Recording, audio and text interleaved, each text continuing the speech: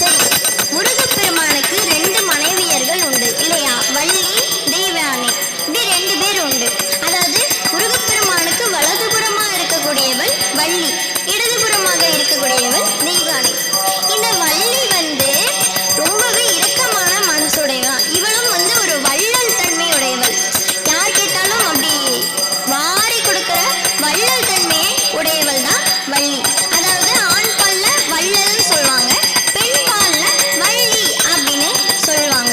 இந்த வள்ளி என்ன பண்ணுவாளாம், முருகப்பெருமானுக்கு இப்போ நம்ம ஏதாவது துன்பம் அப்படின்னு அவரை சரணடைஞ்சோம் அப்படின்னா அவரே மறந்தா கூட, முருகப்பெருமான் மறக்க மாட்டார், ஆனால் அவரே மறந்தா கூட இந்த வள்ளி என்ன பண்ணுவா, அதாவது அந்த பக்தன் அன்னைக்கே பிடிச்சி ஏதோ கஷ்டம்னு கேட்குறாங்கங்க, என்னன்னு கொஞ்சம் பார்த்து செய்யுங்க, அந்த மாதிரி வள்ளி முருகப்பெருமானுக்கு ஞாபகம்